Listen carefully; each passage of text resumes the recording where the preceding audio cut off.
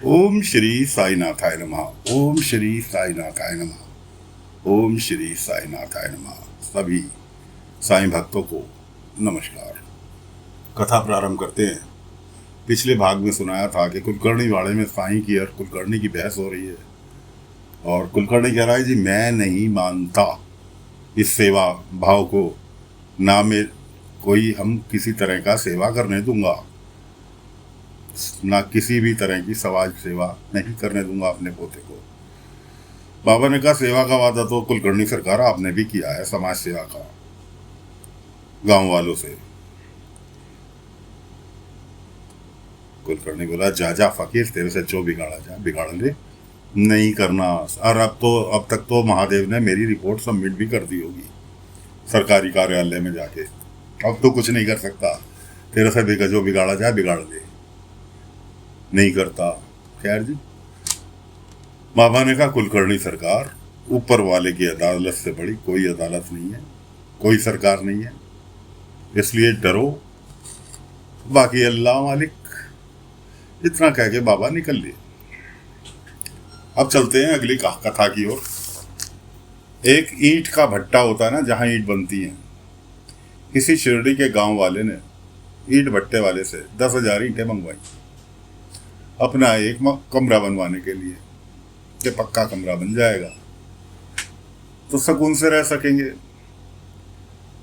उसने ईंटें कम भेजी, उसका कमरा आधा अधूरा रह गया। पहुंचा भट्टे वाले के पास कि भाई तुम्हारे यहां से ईंट कमाई। उसने कहा मैंने गिन के भेजी थी और तेरे नौकरों ने चुरा ली होंगी, मुझे नहीं पता। उसने कहा मेरे नौकरों ने किसी ने नहीं चुराई, क्योंकि चिनाई हम खुद कर रहे थे, और फिलहाल तुम्हारे यहां से ईंट कम गई। वो कहने लगा सबूत लाओ, और ऐसा कह के लड़ झगड़ के मार पीट के उसे भगा दिया। अब बेचारा बैठा हुआ रो रहा, बेचारा बैठा हुआ रो रहा है। जहां उसका मकान बन रहा था कि अब तो मेरे पर ना पैसे हैं और ना ईंट है, करूं तो क्या करूं। बाबा निकले भिक्षाटन के लिए।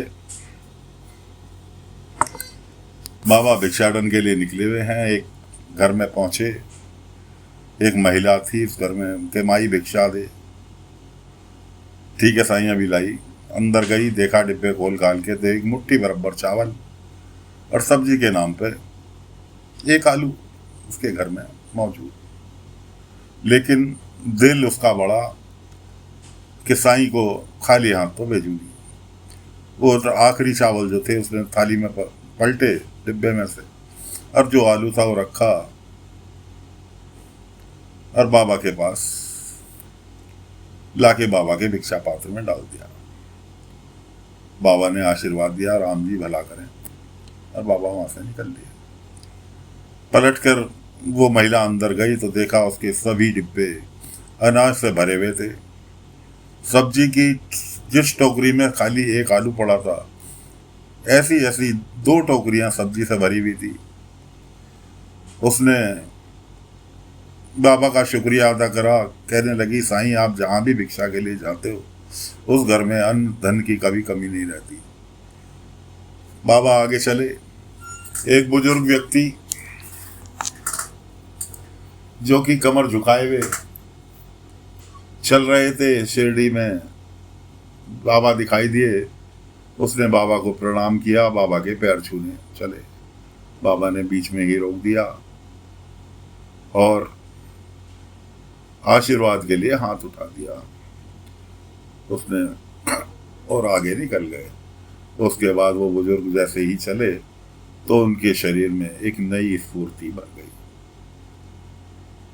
पहुंचे बाबा, जिसका शिरडी वासी का मकान बन रहा था और ईंटें भट्टे वाले ने कम दी थी। वो बाबा ने उससे जाके कहा भिक्षा हम दे। कहने लगा साईं भिक्षा क्या दूं, मेरा तो लुट गया। जैसे तैसे पैसे जमा करके 10,000 ईंटें मंगवाई थी। भट्टे वाले ने ईंट कम भेजी, कारीगर अपना हिसाब करके भाग गए। अब मेरा मकान कैसे बनेगा। बाबा ने कहा चिंता मत कर, तेरा मकान जरूर बनेगा। के साईं कैसे? कुल 12 ईंटें उसके पास बची हुई रखी थी, 12 ईंटें बची हुई रखी थी। बाबा ने कहा अच्छा एक काम कर, ये मैं एक एक करके ईंट दे रहा हूं तुझे, ये अपने उधर की साइड में लगा ले जहां ईंट की जरूरत है। मैंने कहा लेकिन साईं ये तो कुल 12 ईंटें। बाबा ने कहा जैसा कह रहा हूं वैसा कर ले। अब बाबा ने एक एक ईंट करके उठा के देनी उसको चालू की, लेकिन वो 12 की 11 ईंटें कभी नहीं हुई। जैसे ही बाबा एक ईंट उठाए 12 की 12 फिर पूरी हो जाए। इस तरह से करके बाबा ने हजारों ईंट उसकी इकट्ठी करा दी। जब बाबा ने देख लिया कि हाँ अब इसके कमरा बनने के लिए ईंटें सफिशिएंट हो गई, बाबा ने हाथ रोक दिया, ईंटें 12 की 12 भी पहुंचा दी।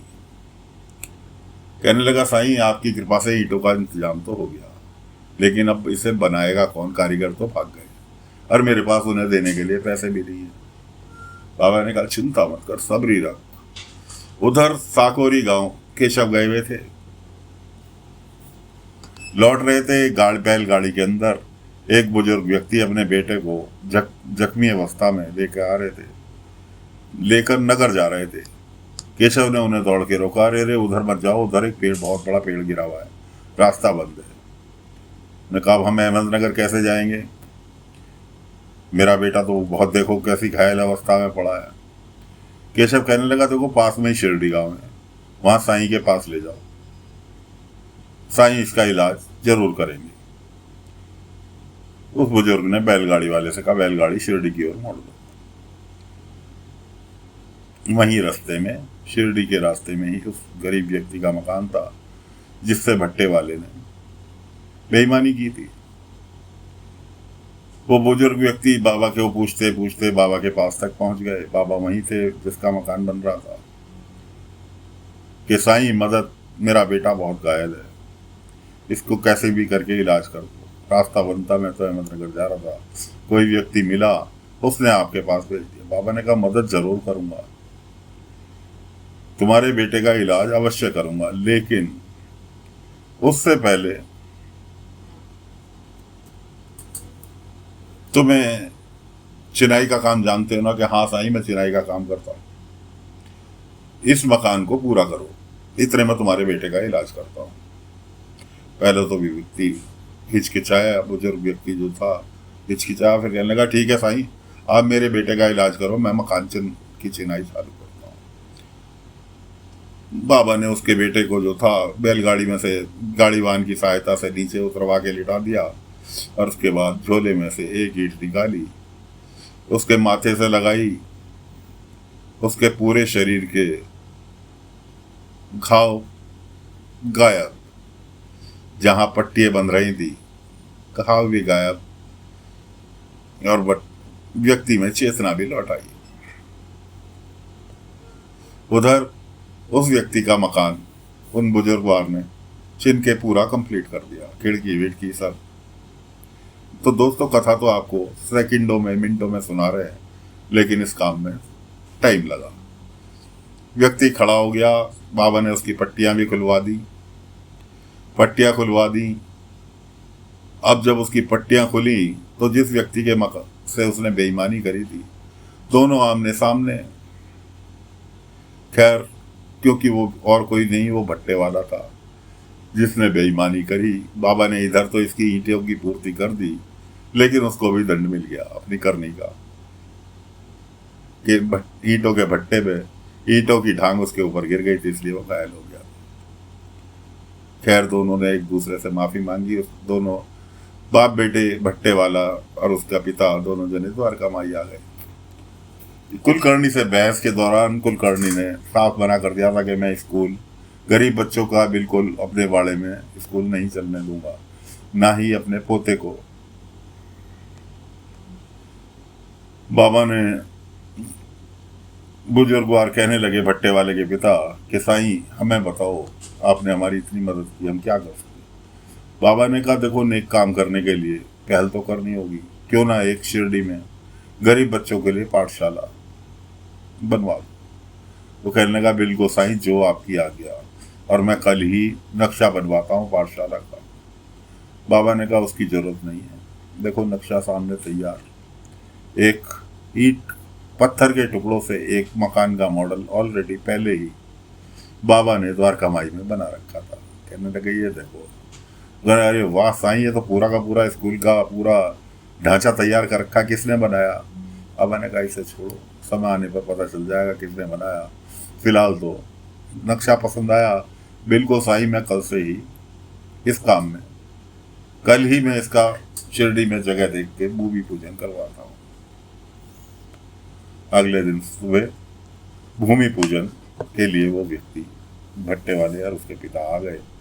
बाबा के द्वारा भूमि पूजन प्रारंभ हुआ। तो दोस्तों, शिरडी में एक प्राइवेट पाठशाला प्राइवेट व्यक्ति के द्वारा बनने जा रही है। बहुत जल्दी पाठशाला भी तैयार होगी। फिलहाल कथा को यहीं पर विराम दे रहे हैं। अगले अंक में आगे की कथा लेकर फिर हाजिर होंगे। तब तक के लिए आज्ञा दीजिए। ओम साई राम, ओम साई राम, ओम साई।